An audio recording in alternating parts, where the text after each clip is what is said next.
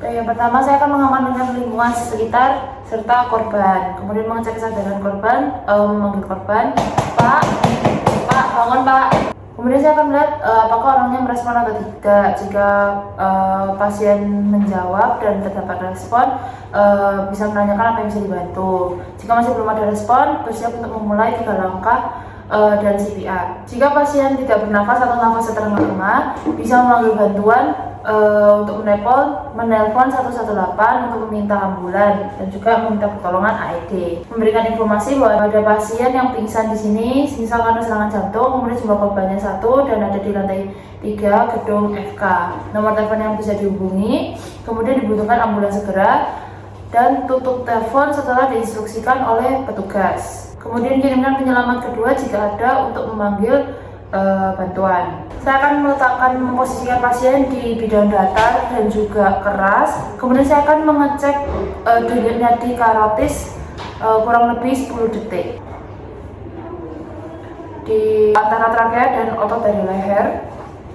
Kemudian jika pasien dengan denyut jantung atau denyut arteri karotis tidak teraba, harus dilakukan penekanan dada atau chest compression. Maka ini tidak terdeteksi adanya denyut nadi, kita lakukan chest compression. Pertama kita buka dulu pakaian dari pasien. Jika denyut arteri karotis terdeteksi namun pernafasan tidak ada atau tidak memadai, lanjutkan bantuan pernafasan dengan kecepatan 10-12 nafas kali per menit sampai bantuan tiba. Periksa denyut nadi arteri karotis setiap 2 menit. Kemudian saya akan melakukan chest compression dengan menegakkan tumit di tangan di bagian tengah dada antara garis puting susu. Tempatkan tumit tangan yang lain di atas yang pertama. Kemudian saya akan melakukan penekanan di satu garis vertikal.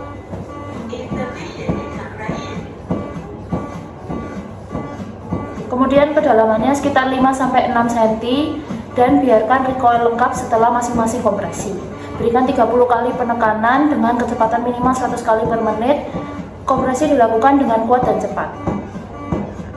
Setelah 30 kali penekanan dada atau chest compression, buka airway dengan metode head lift, chin lift dengan cara menempatkan orang tersebut di permukaan yang keras. Kemudian angkat dagu dengan satu tangan, sementara tangan lainnya mendorong dahi ke arah bawah seperti ini. Hal ini dilakukan untuk menyejajarkan struktur jalan nafas. Kemudian jika ada dugaan cedera pada tulang belakang, dilakukan metode jaw thrust. Tempatkan pasien di permukaan yang keras. Kemudian letakkan kedua jari di masing-masing sisi rahang dari pasien. Kemudian angkat rahang dengan kedua tangan, maka rahang akan berpindah ke depan membuka jalan nafas. Seperti ini. Setelah diberikan 30 kali chest compression, diberikan nafas bisa mouth to mouth maupun menggunakan alat bantu.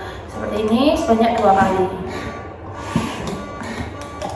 Kemudian jika korban tidak bernafas, bisa berikan bantuan nafas tadi mouth to mouth menggunakan face mask dan diletakkan di atas mulut korban. Kemudian pegang jalan nafas yang terbuka seperti hidung, jepit hidung, kemudian dengan jari pemeriksa.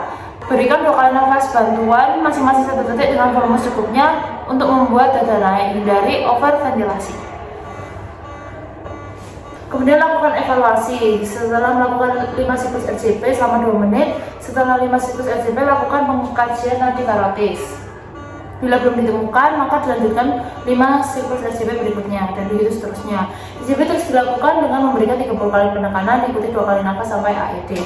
Kemudian untuk penggunaan AED, segera siapkan AED ketika sudah tersedia, nyalakan AED-nya, lalu ikuti instruksi yang diberikan. Buka pakaian pasien, keringkan bagian hidup pasien bila basah. Remove clothing from the patient's chest.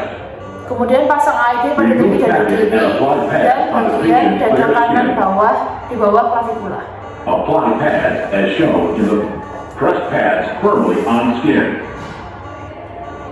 Apply pads as shown in the pictures. Seperti ini. Kemudian biarkan AED melakukan analisis irama dan jangan menyentuh pasien. Jika AED menganalisa irama shockable, maka AED akan menginstruksikan untuk shock. Apply pads and press pads firmly on skin. Do not touch the patient. Kemudian, jika AED menganalisa irama shockable, maka AED akan menginstruksikan untuk shock. Tekan tombol menggosok sesuai dengan Shock instruksi advised. yang dilanjutkan LJP sesuai instruksi AED. Everyone Jika irama clear. non-shockable, lanjutkan LJP sesuai Press instruksi the flashing AED. shock button. Kemudian pergantian posisi penolong setiap 5 siklus atau 2 menit atau dilakukan ketika AED memberikan aba-aba untuk menghentikan kompresi dan menganalisa irama.